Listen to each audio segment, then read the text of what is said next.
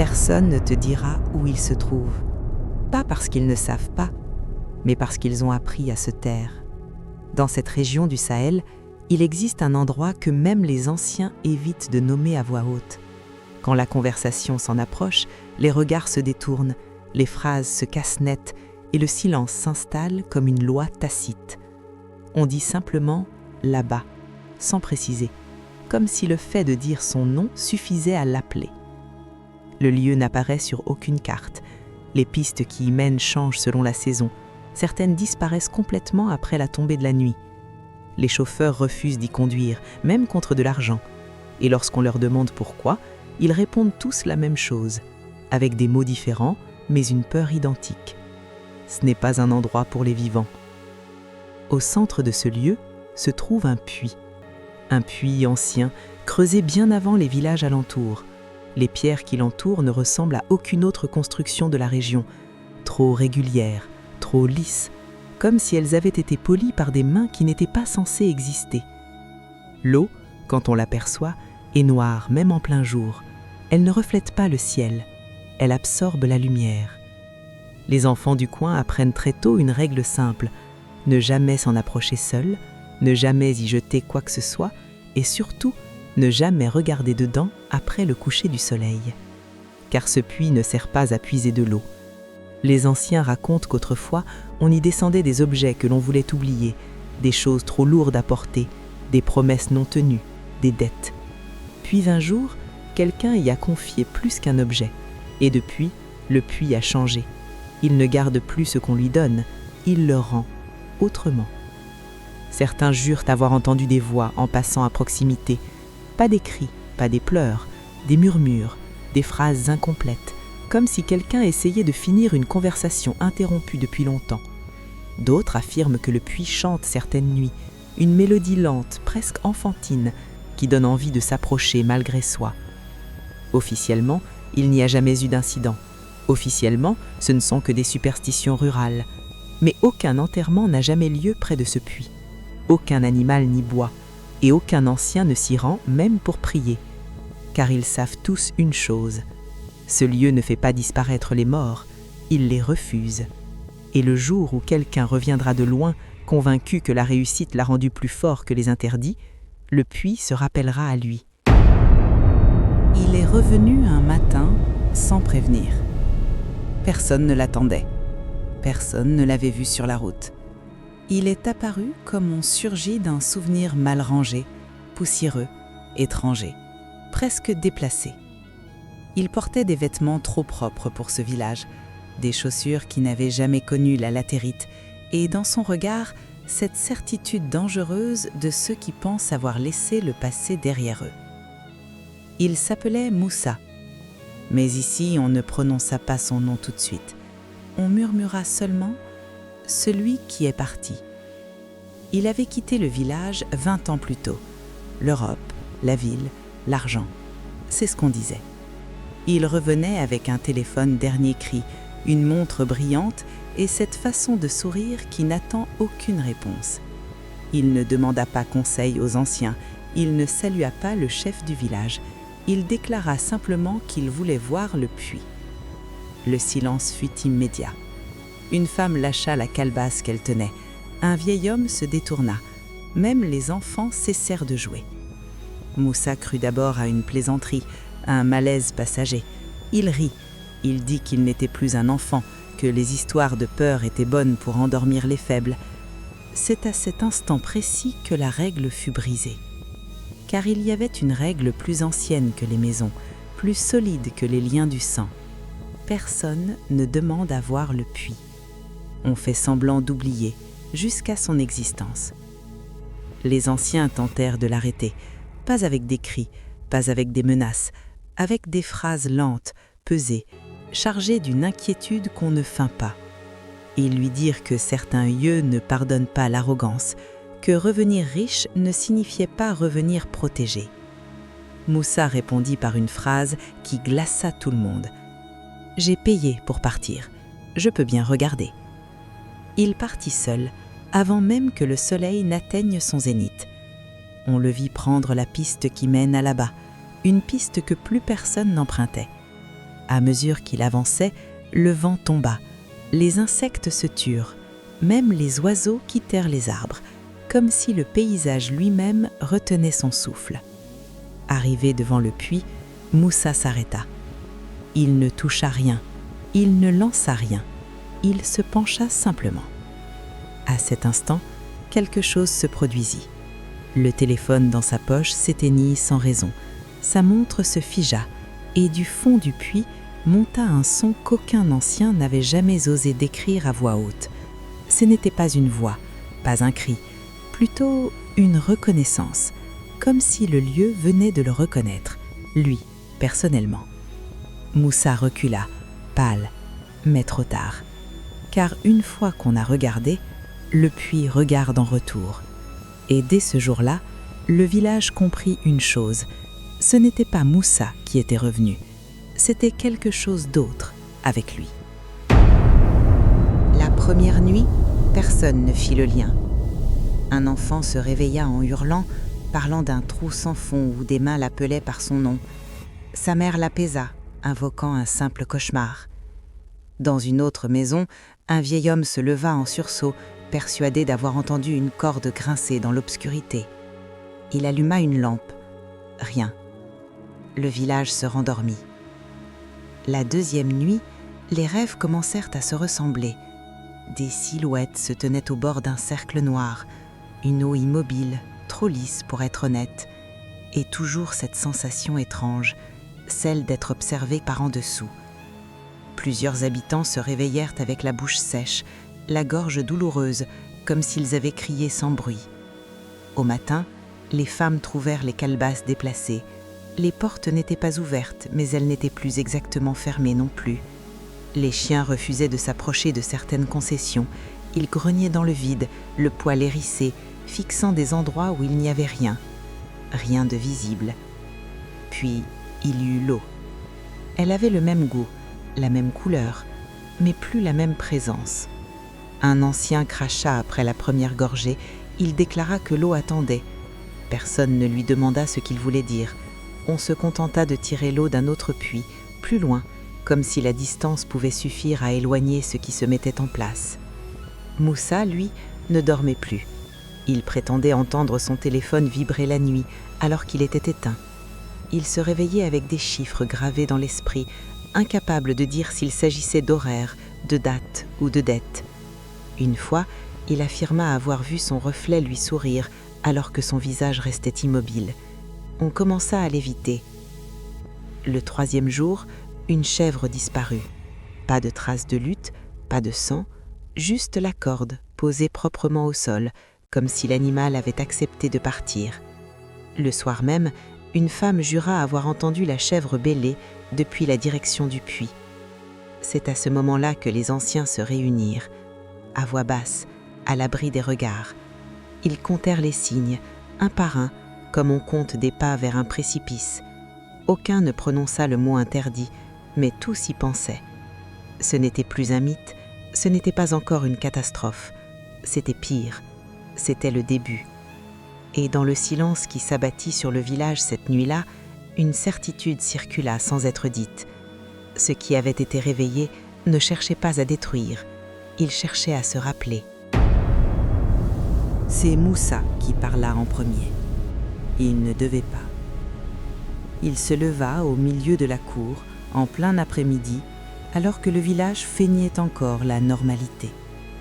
Sa voix tremblait, mais ses mots sortaient avec une précision inquiétante, comme s'ils avaient été répétés trop souvent dans sa tête. Il dit qu'il avait vu le puits respirer. Pas bouger, pas trembler, respirer. Selon lui, l'eau était montée toute seule, lentement, jusqu'au bord, avant de redescendre, laissant sur la pierre des traces sombres, semblables à des empreintes de doigts. Il jura que, dans le reflet, il n'avait pas vu son visage, mais celui de sa mère, plus jeune, silencieuse, les yeux ouverts sous l'eau. On se moqua de lui. Du moins, c'est ce que fit le village en surface, mais personne ne riait vraiment. Un ancien l'interrompit sèchement. Un autre lui ordonna de se taire. On lui expliqua que la fatigue, la chaleur, la peur pouvaient fabriquer des images, que le puits était ancien, oui, mais inoffensif, toujours là, toujours utile. Moussa insista.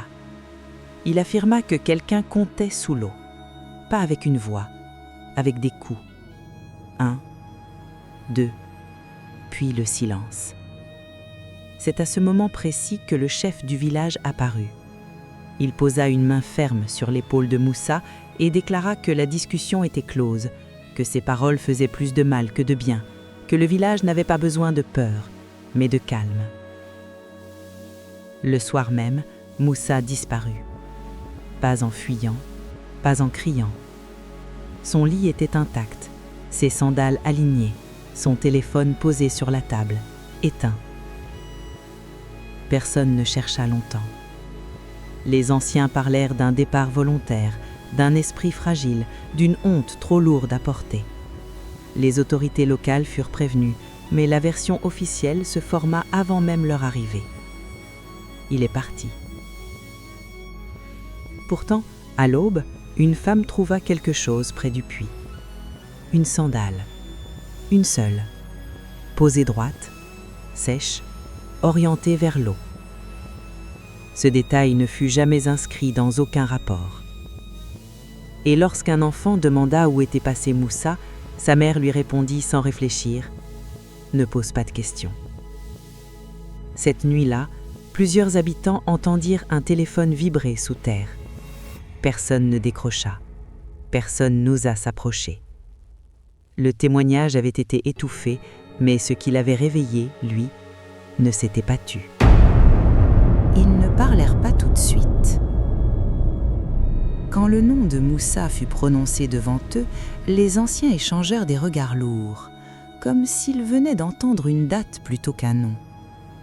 Le plus vieux d'entre eux, courbé mais encore lucide, traça lentement un cercle dans la poussière avec son bâton. Il y a des choses qu'on ne raconte pas en entier. Il expliqua que le puits existait avant le village, avant même les premières maisons. On n'avait pas creusé cet endroit, on l'avait trouvé. Et quand les premiers habitants s'y étaient installés, ils avaient compris très vite une règle simple. On pouvait prendre de l'eau, mais jamais poser de questions. Selon la légende, le puits n'était pas profond, il était ancien, et surtout, il était patient. Il se souvenait des visages, des noms, des silences. Il rendait l'eau claire tant que les vivants respectaient ce qui devait rester enfoui. Un ancien avoua, à voix presque inaudible, que tous les 30 ou 40 ans, quelqu'un voyait trop, entendait trop, rêvait trop près du puits. À chaque fois, le village survivait parce qu'un oubli suivait toujours. Pas un rituel sanglant, pas un rituel sanglant, un effacement. On effaçait un nom, une histoire, un visage. Quelqu'un disparaissait et plus personne ne devait se souvenir précisément de lui. Quand on leur demanda pourquoi cette partie n'avait jamais été transmise, le silence tomba. Puis une femme âgée, jusque-là muette, murmura « Parce que ceux qui expliquent finissent par être appelés ». Ils révélèrent aussi un détail volontairement absent des récits publics. Le puits ne s'activait jamais seul. Il réagissait toujours à une rupture, une promesse brisée, un lien abandonné, une dette morale laissée en suspens. C'est à ce moment-là que l'un des anciens posa la question que personne ne voulait entendre. Qui est parti sans revenir ? Personne ne répondit, mais tous pensèrent au même nom. Le chapitre se termina sur un avertissement que même eux n'osaient plus respecter. Quand le puits commence à montrer des visages, ce n'est plus pour demander, c'est pour rappeler. Cette nuit-là, pour la première fois depuis des décennies, un ancien refusa de dormir. Et au fond du village, l'eau du puits monta de quelques centimètres. Sans pluie, sans vent, sans bruit. Le lendemain, le village se réveilla avec une certitude trouble. Quelque chose avait changé. Personne ne sut dire quoi exactement. Il n'y avait ni cris, ni ruines, ni cadavres visibles. Pourtant, les regards étaient plus lourds, les pas plus lents, les voix baissées sans raison apparente. Même les enfants, d'ordinaire insouciants, évitaient instinctivement le chemin qui menait au puits. La première disparition passa presque inaperçue. Un jeune homme, parti à l'aube pour rejoindre un champ à l'est du village, ne revint pas le soir. On supposa d'abord une visite chez un parent, une nuit passée ailleurs, mais le deuxième jour, son sac fut retrouvé près du puits, sec, propre, posé là comme s'il avait été déposé avec soin. À partir de ce moment, la peur cessa d'être abstraite. Les nuits devinrent oppressantes. Plusieurs habitants rapportèrent le même rêve sans s'être concertés. Ils se voyaient debout au bord du puits, incapables de bouger pendant que l'eau montait lentement, reflétant des visages qu'ils reconnaissaient, mais dont les noms refusaient de venir. Certains se réveillaient avec de la terre sous les ongles, d'autres avec la gorge sèche, brûlante, comme après avoir bu quelque chose de trop ancien. Une femme sombra dans la folie au 3e jour. Elle répétait une seule phrase en boucle, le regard fixé vers le sol. « Il n'est pas parti, il a été repris. » Les anciens tentèrent d'imposer le silence. Ils interdirent formellement de s'approcher du puits après le coucher du soleil. Mais les interdits arrivaient trop tard. Le mal n'était plus à l'extérieur du village, il circulait déjà entre les maisons, dans les rêves, dans les souvenirs déformés. Puis vint l'événement qui brisa définitivement toute illusion. Au crépuscule, alors que plusieurs habitants étaient réunis sur la place centrale, un cri monta. Un cri unique, bref, étouffé. Il venait du puits.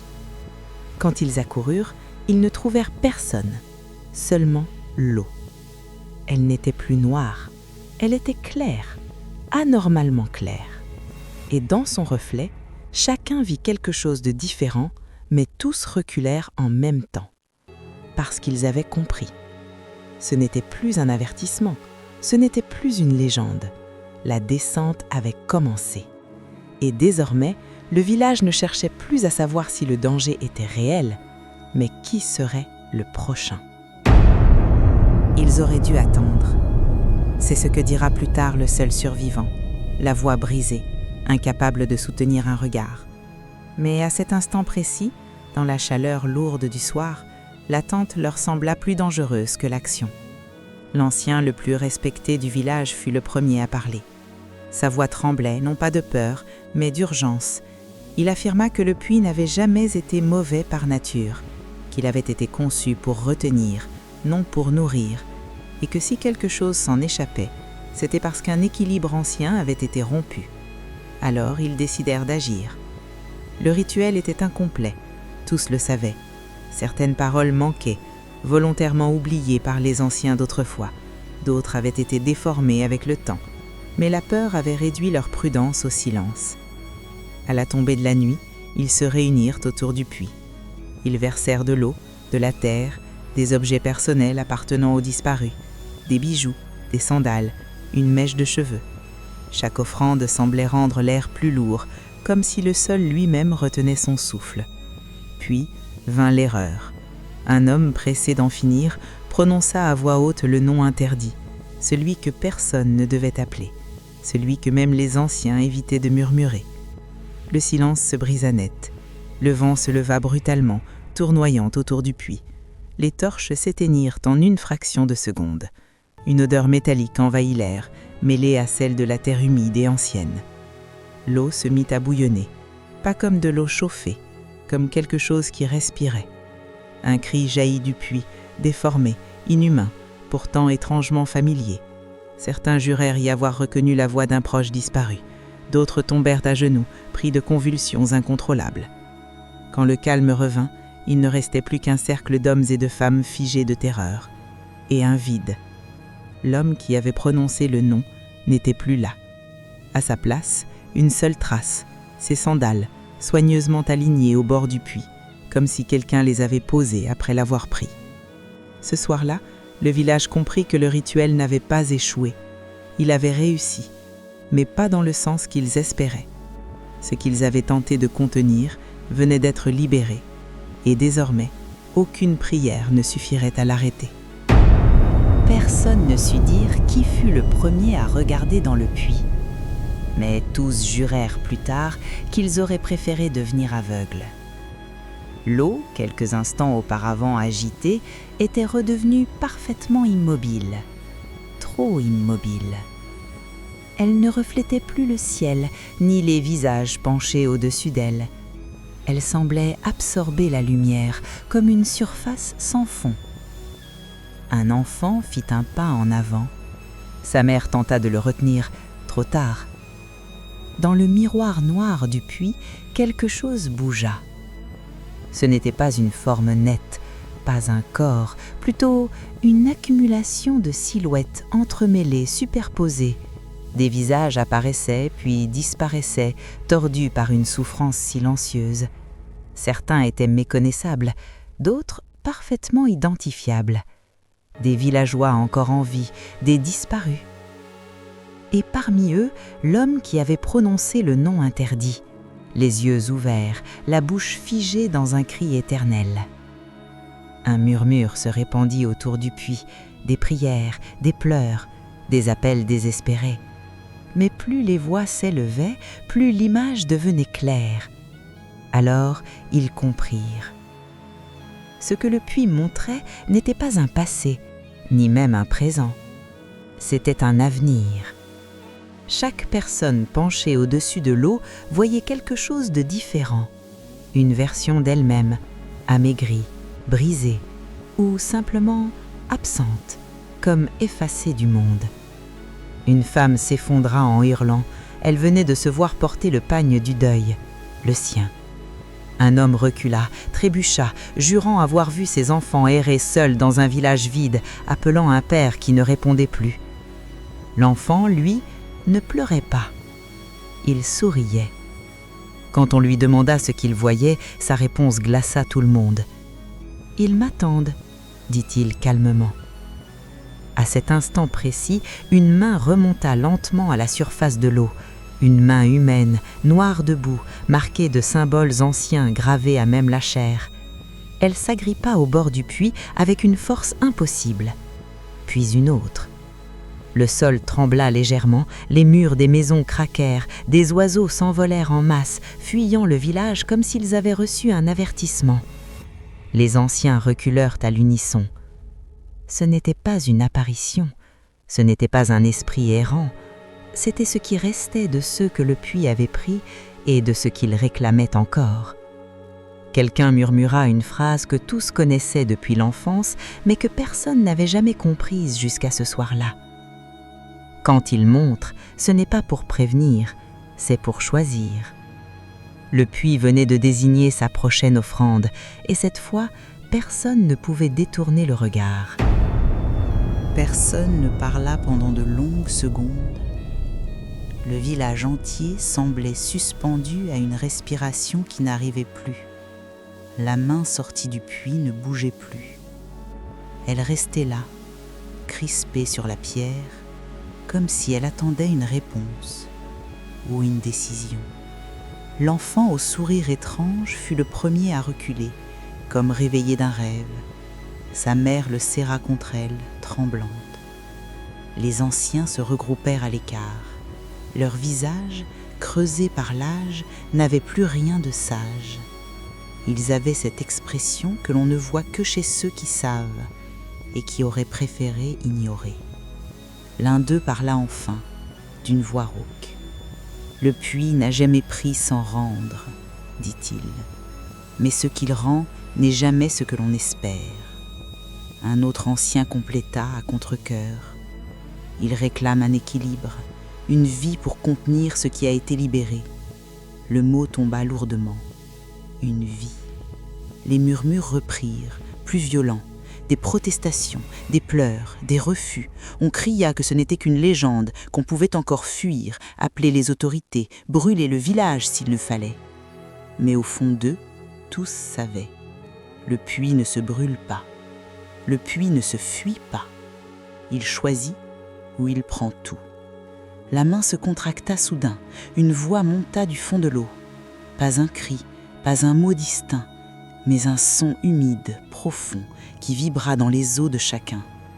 Plusieurs personnes tombèrent à genoux, prises de vertige, comme si quelque chose fouillait leur mémoire. Alors, le regard du puits changea. Car oui, il regardait. L'eau noire se mit à refléter un visage précis, un seul, clair, immobile, celui de l'homme qui avait brisé l'interdit. Il comprit immédiatement, avant même que quelqu'un n'ose parler.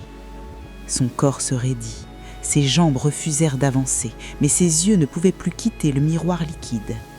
Il se vit tel qu'il était, puis tel qu'il serait. Silence total.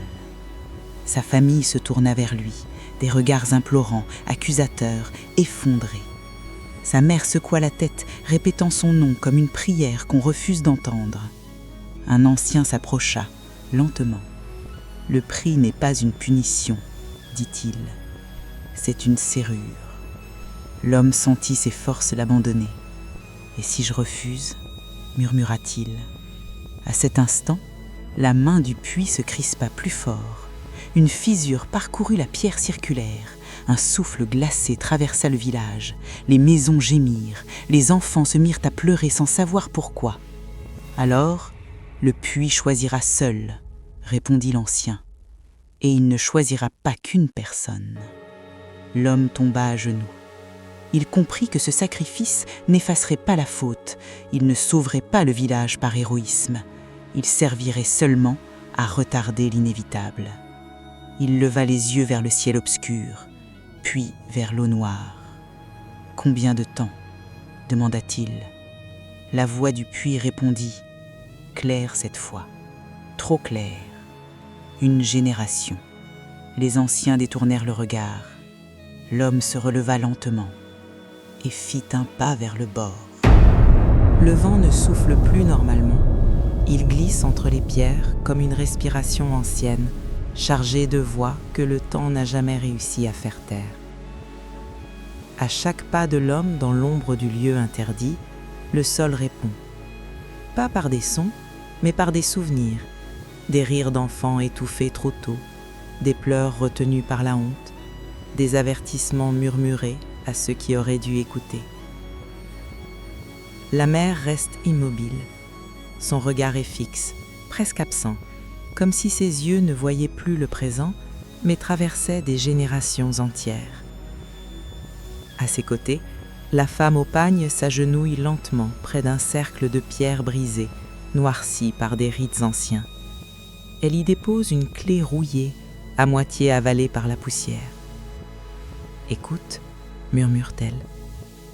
Alors, la clé grince, pas comme du métal, comme une voix.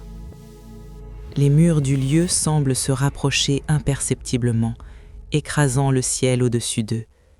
Les ombres s'allongent, se dédoublent, imitent les gestes de l'homme. Elle rejoue ses choix, ses fuites, ses promesses jamais honorées. Chaque ombre est un rappel, chaque mouvement une accusation. Le garçon mort apparaît de nouveau. Il ne marche pas, il flotte. Ses pieds ne touchent pas la terre, comme s'il appartenait déjà à un autre plan. Ses yeux brûlent d'un feu qui n'appartient ni au passé ni au présent, un feu nourri par l'attente. Puis, le silence tombe, brutal, absolu.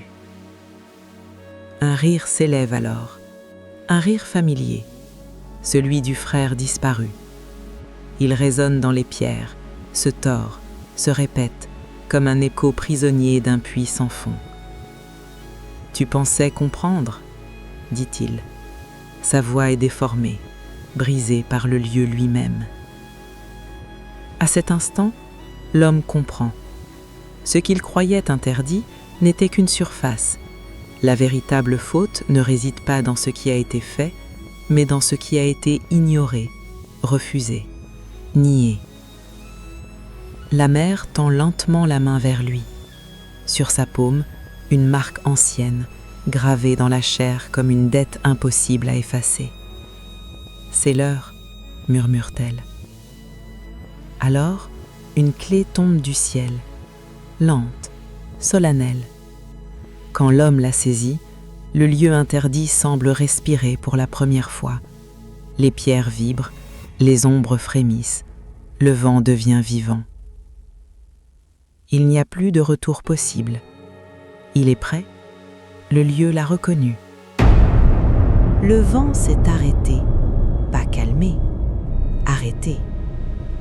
Le lieu interdit paraît figé hors du temps, comme si chaque pierre retenait son souffle, consciente de ce qui vient d'être scellé. L'homme avance lentement, la clé serrée dans sa main. Elle est lourde, pas par son poids, mais par ce qu'elle représente, un héritage ancien, invisible, irrévocable. Derrière lui, la mer ne bouge pas. Son regard reflète des siècles de silences imposés, de secrets transmis sans jamais être expliqués. La femme au pagne esquisse un sourire étrange, mélange de défi et de fatalité. Elle sait, elle a toujours su. Le garçon mort flotte encore.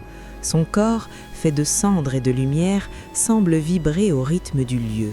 « Tu pensais que c'était fini ?» murmure-t-il. Personne ne répond. L'homme n'en a plus besoin.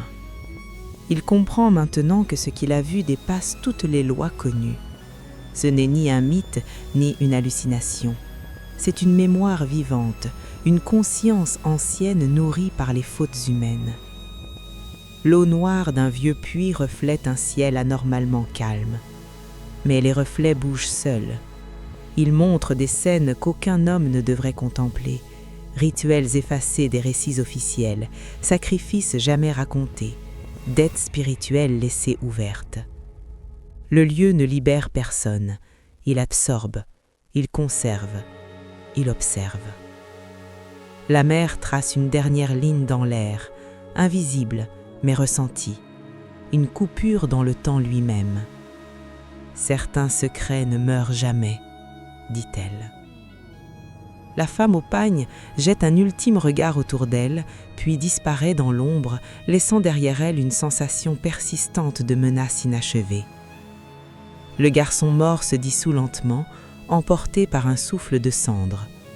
La clé reste, dans la main de l'homme, chaude, vivante. Il s'approche du puits, plonge la clé dans l'eau noire.